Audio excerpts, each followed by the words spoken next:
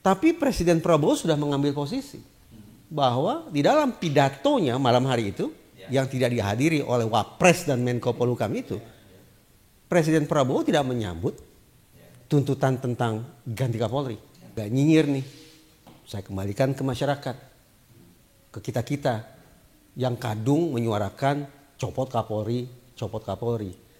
Pertanyaan nyinyirnya, yang layak mengganti Jenderal Listio Sigit siapa? Bisa terjadi pemberontakan. Betul tidak Pak? Betul. Akui itu, betul kan? Nah. Ketika Pak Musni berulang-ulang menggunakan kosakata pemberontakan, sekonyong-konyong teringat oleh saya, ini sepertinya menjustifikasi isi pidato Presiden Prabowo Subianto bahwa salah satu poinnya yang membuat saya tercengang adalah ini mengarah ke makar.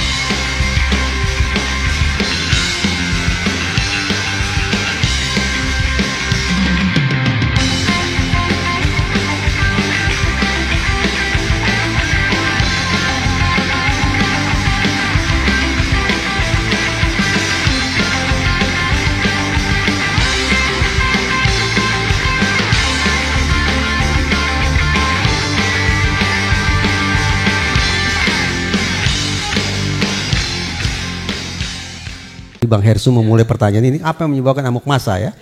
Kemudian saya juga pelan-pelan saya coba rasakan betapa telatennya Pak Sigit ini melintasi kembali lini massa, melihat bahwa ternyata tumpukan frustrasi, timbunan keputusasaan dan seterusnya itu sudah berlangsung sejak sekian waktu silam. Agar tidak tumpang tindih, izinkan saya untuk berfokus pada momen terjadinya amok massa itu. Momennya, momen amok massa. Bang Hersu, sebetulnya saya tidak begitu nyaman ya dengan menggunakan istilah amok massa. Karena sadar tidak sadar, sengaja tidak sengaja. Ketika istilah itu yang kita pakai, maka sah sudah. Ketika terjadi kekacauan, ketika terjadi amok, yang bermasalah adalah siapa? Yang bermasalah adalah massa. Diakui atau tidak, disadari atau tidak, kita menudingkan jari kita kepada mereka-mereka yang sudah melakukan aksi unjuk rasa.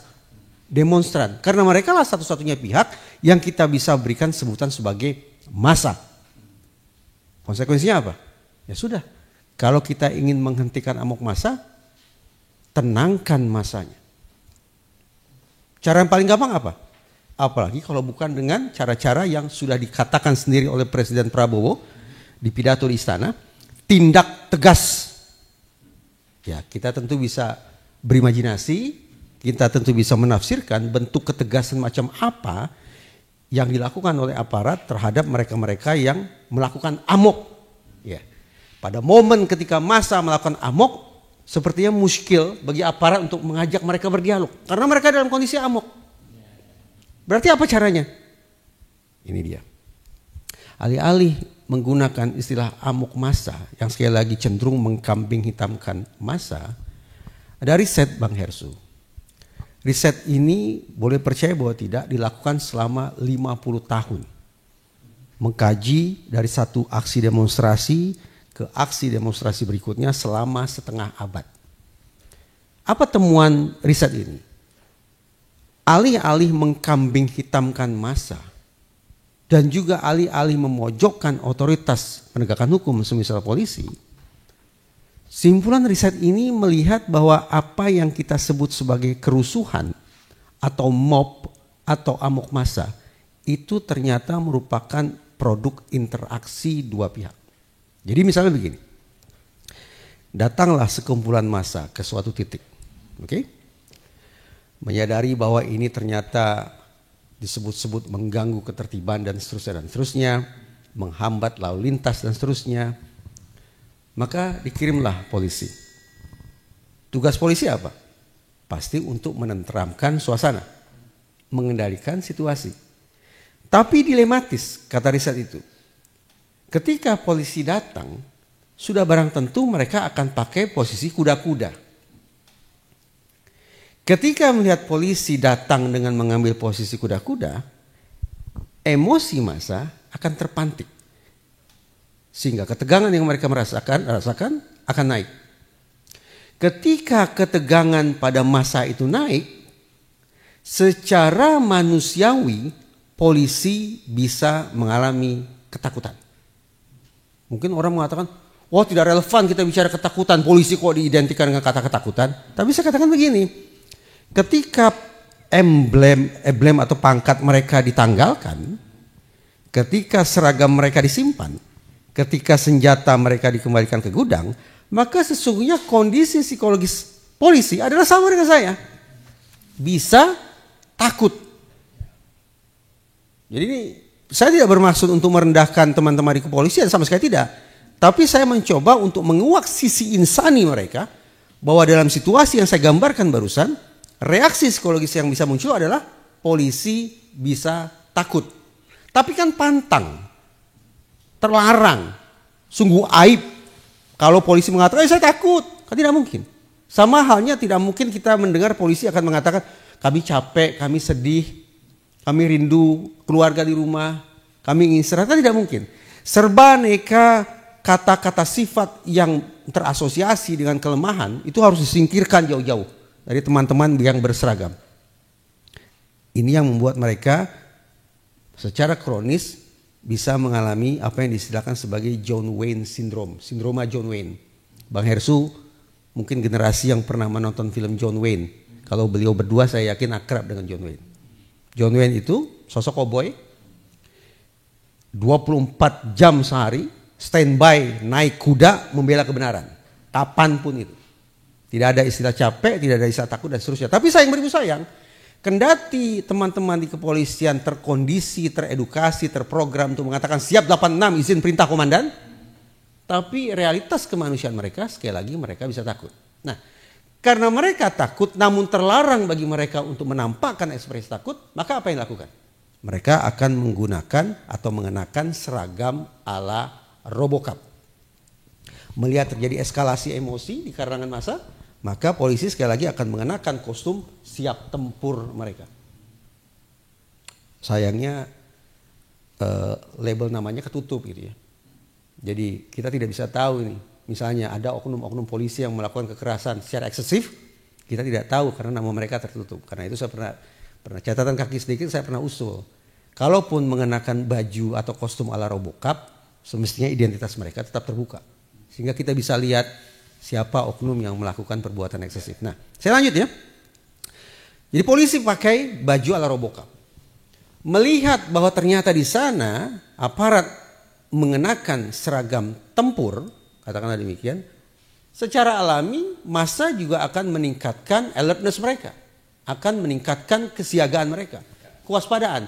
Alhasil kita bisa bayangkan Bang Hersu, bahwa antara massa dengan otoritas penegakan hukum, dalam hal ini yang saya maksud adalah teman-teman di kepolisian, sesungguhnya sesama mereka, antar mereka saling tanda petik melakukan provokasi bagi terjadinya eskalasi emosi.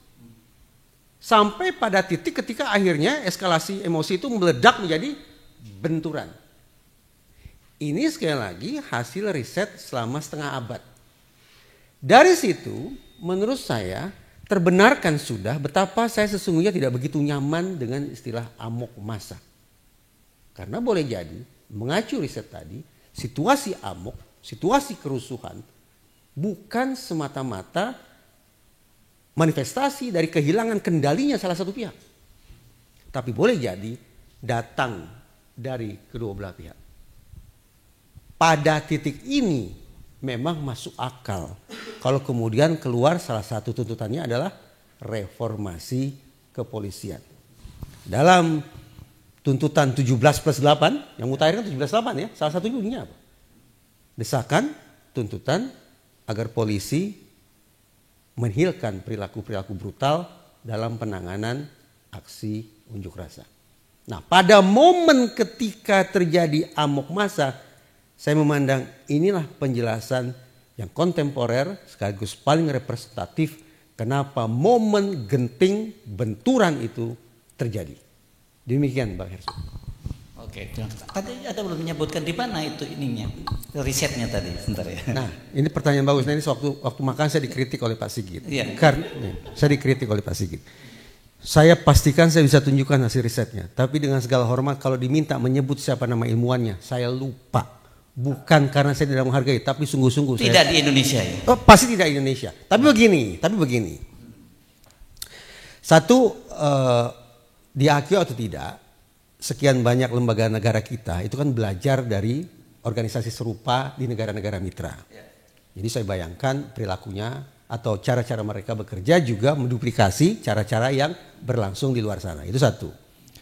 Yang kedua, ketika bicara tentang ekspresi kegusaran atau amarah atau amoks di konteks kerusuhan massa, ini kan bahasanya menjadi sebuah bahasa yang universal. Orang psikologi menyebutnya sebagai bahasa psikologi massa. Ketika psikologi individu tidak lagi begitu relevan, karena yang kemudian teraktivasi adalah psikologi massa. Karena ini sifatnya universal, maka hitung-hitungan di atas kertas, hasil studi tadi juga bisa diterapkan di sini. Baik.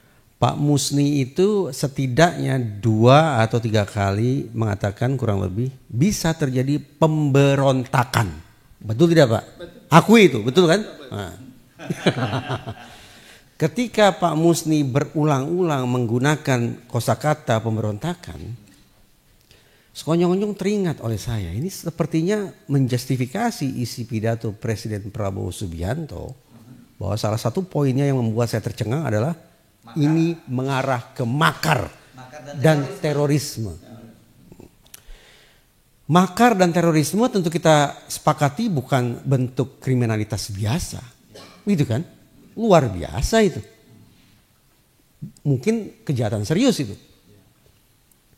Tapi saya tanda petik menanti-nanti. Siapa kira-kira yang otoritas penegakan hukum akan mintai pertanggungjawabannya cepat atau lambat karena diketahui melakukan upaya makar dan terorisme itu. Kenapa saya tanda petik menanti-nanti itu? Satu, sudah jelas. Agar presiden kita tidak dipojokkan dengan sebutan presiden yang cuma omon-omon.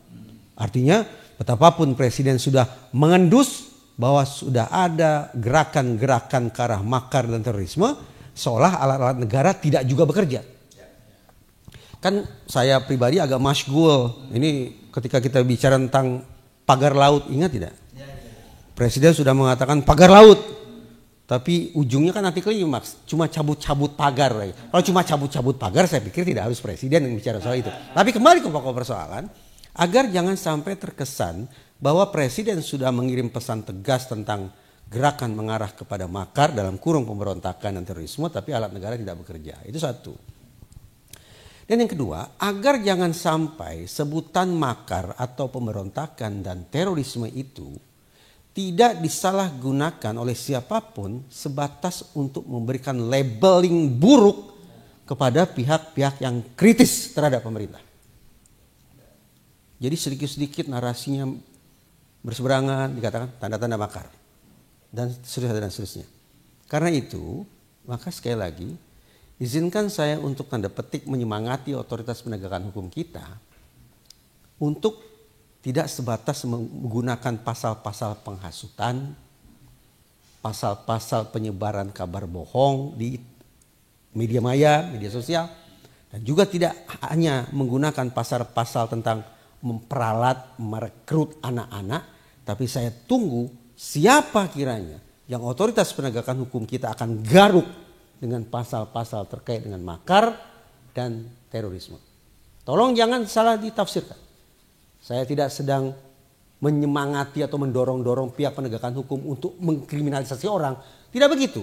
Tapi supaya tidak salah tafsir, saya hanya ingin memastikan apakah pernyataan Presiden Prabowo itu merupakan pernyataan yang terukur ataukah pernyataan yang cenderung emosional untuk memproteksi diri dari pihak-pihak yang mungkin akan kritis terhadap pemerintahan ini. Wah itu dilematis itu. yang Anda desakan Anda itu. Memang, karena harus saya akui saya gelisah, campur kaget. Muncul kosakata, diksi, makar, dan terorisme. Bang Hersu, tentu kita tidak mudah lupa kan betapa dalam lini masa atau dalam sejarah kita penguasa itu berulang-ulang menggunakan cara labeling untuk melumpuhkan warga negara yang tidak mereka sukai. Saya berharap itu tidak terulang lagi. Sama seperti halnya, terima kasih Pak Sigit, yang semakin memperkuat keyakinan saya bahwa kita perlu ekstra hati-hati bahkan menjauhi penggunaan istilah amok massa yang sadar tidak sadar mengkambing hitamkan mereka, bukan kita, sebagai biang kerok kerusuhan, biang kerok keresahan. Tanggal 25 Agustus 2025 kita ingat ada demonstrasi yang mengajukan sekian banyak tuntutan. Apa isi tuntutannya saya lupa. Perkiraan saya kita semua juga lupa. Tanggal 28 Agustus juga ada demonstrasi yang tidak kalah besarnya yang juga mengusung sekian banyak tuntutannya. Apa isi tuntutannya? Kita pun tidak ingat. Tapi yang kita ingat adalah pasca terlindasnya Afan, saudara kita pengemudi ojol itu, tuntutan masyarakat yang terngiang-ngiang di telinga saya cuma satu. Ganti Kapolri. Coba lihat, dari tuntutan sedemikian banyak, akhirnya terpangkas satu demi satu. Momen meninggalnya Afan cuma satu tuntutannya, yaitu ganti Kapolri. Dan itu pun juga sulit untuk dipenuhi. Saya sebetulnya galau ini menyikapi tuntutan semacam itu. Tapi Presiden Prabowo sudah mengambil posisi bahwa di dalam pidatonya malam hari itu yang tidak dihadiri oleh Wapres dan Menko Polhukam itu, Presiden Prabowo tidak menyambut tuntutan tentang ganti Kapolri. Justru Presiden Prabowo secara tidak langsung memberikan legitimasi kepada Polri di bawah kepemimpinan Jenderal Listio Sigit untuk mengambil langkah-langkah polisional yang lebih tegas lagi terhadap pelaku kerusuhan. Agak nyinyir nih, saya kembalikan ke masyarakat, ke kita-kita yang kadung menyuarakan copot Kapolri, copot Kapolri. Pertanyaan nyinyirnya, yang layak mengganti Jenderal Listio Sigit siapa? Itu saja.